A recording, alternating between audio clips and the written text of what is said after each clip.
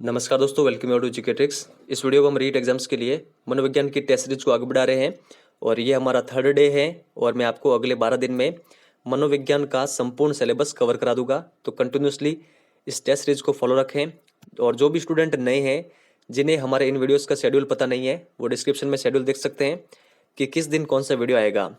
और मैं आपको बता दूं कि मैं आपको केवल 15 वीडियो के माध्यम से संपूर्ण सिलेबस कवर कराऊंगा। तो आप कंटिन्यूसली फॉलो रखें। 2 वीडियो मैंने आपको ऑलरेडी प्रोवाइड करा दिए हैं, ये हमारा थर्ड वीडियो है।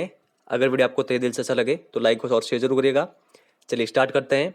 हमारा फर्स्ट क्वेश्चन दे रखा है, मनोविज्ञान के क्षेत्र में वंशानुक्रम से संबंधित अध्ययन किस मनोवैज्ञानिक ने किया था। ऑप्शन दे रखे हैं डार्विन, गॉल्टन, अरस्तु और प्लेटो। तो यहाँ पर जो हमारा करेक्ट आंसर है वो है गॉल्टन। गॉल्टन ने मनोविज्ञान के क्षेत्र में वंशानुक्रम से संबंधित अध्ययन किया था। तो ये आप ध्यान रखिए, ये भी फैक्ट आप ध्यान रखिए कि विज्ञान के क्षेत्र में वंशानुक्रम का अध्ययन किसने प्रारंभ किया था, तो ये किया था डार्विन ने। तो यहाँ पर ये दोनों फैक्ट आप ध्यान रखें। फिर नेक्स्ट आगे देखते हैं, biographical sketch of an infant नामक पुस्तक का प्रकाशन किसने किया था। तो इस पुस्तक का प्रकाशन किया था डार्विन ने। ऑप्शन नंबर फर्स्ट हमारा करेक्ट आंसर है। तो कंटिन्यूसली आप ये ध्यान रखें। आगे देखते हैं, लेखन संबंधी व्यतिक्रम क्या कहलाता है। तो लेखन संबंधी व्यतिक्रम कहलाता है डिस्ग्राफिया। ऑप्शन नंबर फर्स्ट हमारा करेक्ट आंसर है। डिस्पेक्सिया क्या होता है, ये स्मृति संबंधी विकार है। डिसलेक्सिया ये विशिष्ट वाच्य व्यतिक्रम यानी पठन संबंधी विकार होता है। नीचे 2 विकार और दे रखे हैं, बुलिमिया ये भोजन संबंधी असामान्य व्यवहार होता है। डिस्केकुलिया होता है गणितीय गणनाओं से संबंधित व्यतिक्रम। तो यहाँ पर आपके 5 क्वेश्चन रेडी होते हैं, इन सभी के बारे में आप ध्यान रखें। आगे देखते हैं, निम्न में से कौन सा विकास का सिद्धांत नहीं है। विकास लंबवत न होकर वर्तुलाकार होता है, विकास क्रमबद्ध होता है, विकास निरंतर होता है, विकास मशीनी प्रक्रिया है। तो यहाँ पर जो गलत है वो है ऑप्शन नंबर फोर्थ, विकास मशीनी प्रक्रिया है, ये गलत दे रखा है। ऊपर के ये जो तीनों कथन है सत्य है, ये तीनों विकास के सिद्धांत हैं। तो ये आप ध्यान रखें। आगे देखते हैं, बालक की हड्डियों का तीव्र गति से विकास किस अवस्था में होता है। तो ये होता है शेषवावस्था में। फर्स्ट नंबर ऑप्शन यहाँ पर हमारा करेक्ट आंसर है। आगे देखते हैं, जन्म के समय बालक के मस्तिष्क का भार कितना होता है। तो जन्म के समय बालक के मस्तिष्क का भार होता है लगभग 350 ग्राम। तो ये आप ध्यान रखिए। आगे दे रखा है, किस अवस्था में भाषाई कौशलों का संपूर्ण विकास तथा समूह के प्रति भक्ति भावना की उत्पत्ति हो जाती है। तो ये क्वेश्चन काफी अधिक महत्वपूर्ण है। भाषाई कौशलों का संपूर्ण विकास तथा समूह के प्रति भक्ति भावना की उत्पत्ति हो जाती है बाल्यावस्था में। ऑप्शन नंबर सेकंड हमारा करेक्ट आंसर है। मोस्ट इंपोर्टेंट क्वेश्चन है, आप कंटिन्यूसली ध्यान रखिए। आगे देखते हैं, विलियम मैकडूगल ने कितनी मूल प्रवृत्तियां प्रतिपादित की थी। तो इन्होंने की थी 14 मूल प्रवृत्तियां प्रतिपादित। थर्ड नंबर ऑप्शन हमारा करेक्ट आंसर है। मूल प्रवृत्तियां किन्हें कहते हैं ये आप जरूर ध्यान रखिएगा। संवेग के तुरंत बाद होने वाली क्रिया को मूल प्रवृत्तियां कहते हैं। तो ये आप ध्यान रखिए। और जो विलियम मैकडूगल है, इन्होंने सबसे महत्वपूर्ण संवेग किसको माना था। तो इन्होंने सबसे महत्वपूर्ण संवेग माना था भय को। और भय की मूल प्रवृत्ति क्या है, पलायन। तो आप कंटिन्यूसली ध्यान रखिए। नेक्स्ट आगे देखते हैं, जीन पियाजे किस देश के मनोवैज्ञानिक थे।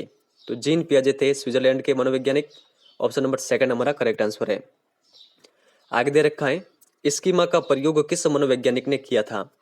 तो स्कीमा का प्रयोग किया था जीन पियाजे ने। ऑप्शन नंबर फर्स्ट हमारा करेक्ट आंसर है। तो कंटिन्यूसली आप ध्यान रखिए, स्कीमा को मनोविज्ञान में उद्दीपन अनुक्रिया भी कहते हैं। उद्दीपन अनुक्रिया, तो ये आप ध्यान रखिए। नेक्स्ट आगे देखते हैं, परिमाण संबंधी परिवर्तनों को क्या कहा जाता है। तो परिमाण संबंधी परिवर्तनों को कहा जाता है अभिवृद्धि। ऑप्शन नंबर फोर्थ हमारा करेक्ट आंसर है। नेक्स्ट आगे देखते हैं, किशोर वर्तमान की शक्ति तथा भविष्य की आशा को प्रस्तुत करता है। ये परिभाषा किसके द्वारा दी गई। तो ये परिभाषा दी थी क्रो एंड क्रो ने। किशोर अवस्था से संबंधित ये परिभाषाएं, तो आप ये कंटिन्यूसली ध्यान रखिए। नेक्स्ट आगे देखते हैं, एंड्रोजन हार्मोन स्रावित होता है पुरुषों में, महिलाओं में, बालकों में या फिर वृद्ध लोगों में। तो एंड्रोजन नामक हार्मोन स्रावित होता है पुरुषों में। फर्स्ट नंबर ऑप्शन यहाँ पर करेक्ट आंसर है। आगे देखते हैं, संवेग की यह परिभाषा दे रखी है, संवेग वह भावात्मक अनुभूति है जो व्यक्ति की मानसिक व शारीरिक उत्तेजनापूर्ण अवस्था तथा आंतरिक समायोजन से जुड़ी होती है और जिसकी अभिव्यक्ति व्यक्ति द्वारा प्रदर्शित बाह्य व्यवहार द्वारा होती है। यह परिभाषा किसने दी थी? तो संवेग की यह परिभाषा दी गई थी क्रो एंड क्रो के द्वारा। ऑप्शन नंबर फर्स्ट हमारा करेक्ट आंसर है, तो ये आप ध्यान रखिए। नेक्स्ट आगे देखते हैं, किशोरों में संवेग नियंत्रण का सर्वोत्तम उपाय कौन सा है? तो किशोरों में संवेग नियंत्रण का सर्वोत्तम उपाय होता है प्रक्षेपण। ऑप्शन नंबर फोर्थ हमारा करेक्ट आंसर है, तो ये आप ध्यान रखिए। अधिकतर पुस्तकों में प्रक्षेपण को सही माना गया है, एक दो पुस्तकें ऐसे भी है जहां पर शोधन को सही माना गया है, तो आप प्रक्षेपण को सही माने। ऑप्शन नंबर फोर्थ हमारा करेक्ट आंसर है। आगे दे रखा है, नैतिक विकास तथा सामाजिक मान्यताओं के अनुकूल व्यवहार किस स्तर में दिखाई देता है? लॉरेंस कोहलबर्ग के नैतिक विकास सिद्धांत के अनुसार आपको बताना है। तो यहाँ पर जो हमारा करेक्ट आंसर होगा वो होगा ऑप्शन नंबर सेकंड, परंपरागत नैतिक स्तर के स्तर पर, ठीक है, दिखाई देता है। क्या? नैतिक विकास तथा सामाजिक मान्यताओं के अनुकूल व्यवहार, तो ये आप ध्यान रखें। आगे देखते हैं, विकासात्मक बाल मनोविज्ञान का जनक किसे कहा जाता है? तो ये कहा जाता है जीन पियाजे को। ऑप्शन नंबर थर्ड हमारा करेक्ट आंसर है। नेक्स्ट आगे देखते हैं, खिलौनों की आयु कहा जाता है? खिलौनों की आयु कहा जाता है पूर्व बाल्यावस्था को। ऑप्शन नंबर फर्स्ट हमारा करेक्ट आंसर होगा। आगे दे रखा है, एरिक्सन के मनोसामाजिक सिद्धांत की द्वितीय अवस्था कौन सी है? तो इन्होंने द्वितीय अवस्था बताई थी स्वतंत्रता संदेह की अवस्था। तो ऑप्शन नंबर सेकंड हमारा करेक्ट आंसर है, ये आप कंटेक्स्टली ध्यान रखिए। एरिक्सन ने मनोसामाजिक सिद्धांत की टोटल 8 अवस्थाएं बताई थी। कौन कौन सी? फर्स्ट इन्होंने बताई थी विश्वास अविश्वास की अवस्था, सेकंड स्वतंत्रता संदेह की अवस्था, थर्ड आत्मबल अपराध की अवस्था, फोर्थ परिश्रमहीनता की अवस्था, फिफ्थ पहचान भूमिका की अवस्था, सिक्स्थ इन्होंने बताई थी घनिष्ठ अलगाव की अवस्था, सेवंथ उत्पादकता निष्क्रियता की अवस्था, और सबसे लास्ट में 8 नंबर पर ईमानदारी निराशा की अवस्था। तो आप ये कंटेक्स्टली ध्यान रखिए, एरिक्सन का मनो सामाजिक सिद्धांत और इनकी ये 8 अवस्थाएं। आगे देखते हैं, सिगमंड फ्रायड ने मनोलैंगिक विकास सिद्धांत की किस अवस्था में काम प्रवृत्ति अदृश्य रहती है? तो ये रहती है अदृश्य अवस्था में काम प्रवृत्ति अदृश्य। ऑप्शन नंबर फोर्थ हमारा करेक्ट आंसर है, तो आप ध्यान रखिए। सिगमंड फ्रायड ने मनोलैंगिक विकास सिद्धांत को 5 अवस्थाओं में बांटा था। कौन कौन सी? मुख्य अवस्था, गुदी अवस्था, लैंगिक अवस्था, अदृश्य अवस्था और जननेंद्रिय अवस्था। तो ये कंटेक्स्टली आप ध्यान रखिए। किशोरावस्था में संवेग होते हैं शांत, तीव्र, शून्य या फिर कोई नहीं? तो किशोरावस्था में संवेग होते हैं तीव्र। ऑप्शन नंबर सेकंड हमारा करेक्ट आंसर होगा। आगे देखते हैं, बाल संवेगात्मकता को प्रभावित करने वाला कारक कौन सा है? शारीरिक स्वास्थ्य, बुद्धि, सामाजिक वातावरण, व्यक्तित्व या फिर सभी? तो यहाँ पर हमारा करेक्ट आंसर होगा सभी, ठीक है। तो ये सभी कारक प्रभावित करते हैं बाल संवेगात्मकता को। आगे देखते हैं, जन्म के समय शिशु की धड़कन 1 मिनट में लगभग कितनी बार धड़कती है? तो जन्म के समय शिशु में 1 मिनट में जो धड़कन धड़कती है वो धड़कती है लगभग 140 बार, ये आप ध्यान रखिए। और किशोर अवस्था में ये हो जाती है 72 बार, तो ये आपको ध्यान रखना है। आगे दे रखा है, निम्न में से कौन सा बाल विकास का प्रकार है? शारीरिक विकास, सामाजिक विकास, संवेगात्मक विकास, संज्ञानात्मक विकास या फिर सभी? तो बाल विकास के ये सभी प्रकार होते हैं, तो सभी यहाँ पर करेक्ट आंसर है। नेक्स्ट आगे देखते हैं, आनुवांशिकता के वास्तविक निर्धारक होते हैं। तो आनुवांशिकता के वास्तविक निर्धारक होते हैं गुणसूत्र। सेकंड नंबर ऑप्शन यहाँ पर करेक्ट है। आगे दे रखा है, शिशु कोरे कागज के समान होता है जिस पर लिखने का कार्य अनुभव के द्वारा किया जाता है। ये परिभाषा किसके द्वारा दी गई थी? तो ये परिभाषा दी गई थी जॉन लॉक के द्वारा। यहाँ पर फर्स्ट नंबर करेक्ट है। आगे देखते हैं, काफी महत्वपूर्ण प्रश्न है, सेकंड ग्रेड एग्जाम में पूछा गया था। निकट दूर सिद्धांत में विकास किस प्रकार होता है? तो निकट दूर सिद्धांत में विकास होता है केंद्र से सिर की ओर। तो यहाँ पर फर्स्ट नंबर करेक्ट आंसर है। नेक्स्ट आगे देखते हैं, बालक अपने व्यवहार की सामाजिक स्वीकृति जिस अवस्था में चाहता है वह अवस्था कौन सी है? तो ये अवस्था है किशोर अवस्था। ऑप्शन नंबर फर्स्ट हमारा यहाँ पर करेक्ट आंसर है। नेक्स्ट आगे दे रखा है, शिशु भूख लगने पर किस अवस्था में समय में रोककर अभिव्यक्ति करना सीख जाता है? तो शिशु सीख जाता है प्रथम माह में। ऑप्शन नंबर सेकंड हमारा करेक्ट आंसर होगा।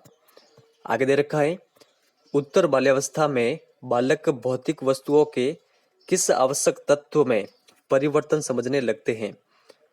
द्रव्यमान, द्रव्यमान और संख्या, संख्या या फिर द्रव्यमान, संख्या और क्षेत्र। ये क्वेश्चन सीटेट एग्जाम में पूछा हुआ है। तो यहाँ पर हमारा करेक्ट आंसर होगा द्रव्यमान, संख्या और क्षेत्र में। 4th नंबर करेक्ट है। आगे देखते हैं, मानव विकास कुछ विशेष सिद्धांतों पर आधारित है। निम्नलिखित में से कौन सा मानव विकास का सिद्धांत नहीं है? निरंतरता, अनुक्रमिकता, सामान्य से विशिष्ट या फिर प्रतिवर्ती। देखिए काफी अधिक एग्जामों में जो मानव विकास के सिद्धांत है, ठीक है, ये अधिकतर इनके क्वेश्चन देखने को मिले, तो आपको कंटेस्टली ध्यान में होने चाहिए। ऑप्शन नंबर 4 हमारा करेक्ट आंसर होगा प्रतिवर्ती। ये कोई विकास का सिद्धांत नहीं है, ये तीनों सिद्धांत होते हैं विकास के, मानव विकास के। आगे दे रखा है, ये काफी महत्वपूर्ण प्रश्न है। विकास का एक अधिनियम है कि विकास प्रतिमान के विभिन्न काल में खुशी भिन्न भिन्न होती है। इस अधिनियम के अनुसार जीवन का प्रथम वर्ष सबसे अधिक खुशी का काल होता है। सेकंड ऑप्शन दे रखा है, वह संधि काल एवं जीवन का प्रथम वर्ष जीवन का सबसे अधिक खुशी का काल होता है। थर्ड दे रखा है, वह संधि काल जीवन का सबसे अधिक दुखी काल होता है। और फोर्थ दे रखा है, जीवन का प्रथम वर्ष सबसे अधिक सुखी एवं वह संधि काल सबसे अधिक दुखी काल होता है। तो करेक्ट आंसर कौन सा वो आप बताएं। यहाँ पर जो करेक्ट आंसर है वो ऑप्शन नंबर 4, ठीक है, ये आप ध्यान रखिए कंटेस्टली। नेक्स्ट आगे देखते हैं, वृद्धि एवं विकास में क्या संबंध होता है? तो वृद्धि एवं विकास में संबंध होता है, ये एक दूसरे के पूरक होते हैं। थर्ड नंबर यहाँ पर करेक्ट आंसर है। नेक्स्ट आगे देखते हैं, निम्नलिखित में से वंशक्रम से संबंधित नियम कौन सा है? प्रयासों का नियम, सीखने का नियम या फिर समानता का नियम या फिर स्वास्थ्य का नियम। तो थर्ड नंबर यहाँ पर करेक्ट आंसर है। समानता का ये जो नियम है ये वंशक्रम से संबंधित एक नियम है। इसके अलावा भी वंशक्रम के कई नियम है, जैसे कि प्रत्यागमन का नियम है, गोल्टन के नियम है, अर्जित गुणों का स्थानांतरण नियम है, भिन्नता का नियम है, बीजकोष की निरंतरता का नियम है और मेंडल का नियम है। तो ये आप ध्यान रखिए। आगे देखते हैं, शायद ही कोई ऐसा खेल है जिससे 10 वर्ष का बालक ना खेल पाए। तो ये परिभाषा किसके द्वारा दी गई थी? ये परिभाषा दी गई थी स्ट्रेंग के द्वारा। ऑप्शन नंबर 2 हमारा करेक्ट आंसर होगा। फिर नेक्स्ट आगे दे रखा है, वृद्धि एवं विकास का मुख्य सिद्धांत कौन सा है? ये क्वेश्चन सीटेट एग्जाम में पूछा हुआ है, तो आप बताएं ऑप्शन के अकॉर्डिंग यहाँ पर इसका आंसर क्या होगा? तत्परता का नियम, एकता का नियम, व्यक्तिक अंतर का सिद्धांत या फिर इनमें से यहाँ पर जो दे रखे ये सभी। तो यहाँ पर इसका करेक्ट आंसर माना गया था ऑप्शन नंबर 3, व्यक्तिक अंतर का सिद्धांत। तो आप कंटेस्टली ध्यान रखिए, वृद्धि एवं विकास का मुख्य सिद्धांत है व्यक्तिक अंतर का सिद्धांत। आगे देखते हैं, बचपन अवस्था का समय कितना माना जाता है? तो बचपन अवस्था का जो समय माना जाता है वो माना जाता है 2 सप्ताह से 2 वर्ष के मध्य। ऑप्शन नंबर 1 हमारा करेक्ट आंसर है। आगे देखते हैं, किशोर अवस्था की प्रमुख समस्या कौन सी है? वजन बढ़ाने की है, शिक्षा की है, समायोजन की है या फिर अच्छे परीक्षा परिणाम देने की है? तो यहाँ पर थर्ड नंबर करेक्ट आंसर होगा, ठीक है, समायोजन की समस्या होती है। आगे देखते हैं, संवेदना ज्ञान की पहली सीढ़ी है। तो यहाँ पर इसका जो करेक्ट आंसर क्या होगा? ऑप्शन देखते हैं, यह मानसिक विकास है या फिर शारीरिक विकास है, ध्यान का विकास है या फिर भाषा का विकास है। ये क्वेश्चन भी एग्जाम में पूछा हुआ है। तो संवेदना ज्ञान की पीढ़ी पहली पीढ़ी है, यह संबंधित है ऑप्शन नंबर 1 से, यह मानसिक विकास है, ठीक है, तो ये आप ध्यान रखें। आगे दे रखा है, निम्न में से कौन सी संज्ञानात्मक प्रक्रिया है? खेलना, प्रतिवर्ती, दौड़ना या फिर चिंतन। तो यहाँ पर ऑप्शन नंबर 4 करेक्ट आंसर होगा, चिंतन संज्ञानात्मक प्रक्रिया है। आगे देखते हैं, निम्नलिखित में से कौन सा भाषा के विकास को प्रभावित नहीं करता है? परिपक्वता, अभिप्रेरणा, स्वास्थ्य या फिर लंबाई तथा वजन। तो 4 नंबर करेक्ट आंसर होगा, लंबाई तथा वजन ये भाषा के विकास को प्रभावित नहीं करते हैं। आगे देखते हैं, हॉर्नी के अनुसार मौलिक दुश्चिंता के संप्रत्यय का विकास होता है किस अवस्था में? तो ये होता है बाल्यावस्था में। 1 नंबर यहाँ पर करेक्ट आंसर है। आगे देखते हैं, बाल अध्ययन के पिता किसे कहा जाता है? तो बाल अध्ययन के पिता कहे जाते हैं स्टैनले हॉल। 1 नंबर यहाँ पर करेक्ट आंसर है। आगे देखते हैं, किशोर अवस्था आदर्शों की अवस्था है, सिद्धांतों के निर्माण की अवस्था है, साथ ही जीवन का सामान्य समायोजन है। यह परिभाषा देने वाले हैं। तो ये परिभाषा दी थी किशोरावस्था से संबंधित जीन पियाजे ने। ऑप्शन नंबर सेकंड हमारे यहाँ पर करेक्ट आंसर है। तो ये आप ध्यान रखिए, काफी महत्वपूर्ण परिभाषा है। किशोरावस्था आदर्शों की अवस्था है, सिद्धांतों के निर्माण की अवस्था है, साथ ही जीवन का सामान्य समायोजन है।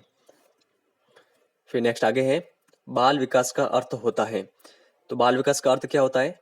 ये होता है बालक का गुणात्मक एवं परिमाणात्मक परिवर्तन। ठीक है, सेकंड नंबर ऑप्शन हमारा करेक्ट आंसर होगा।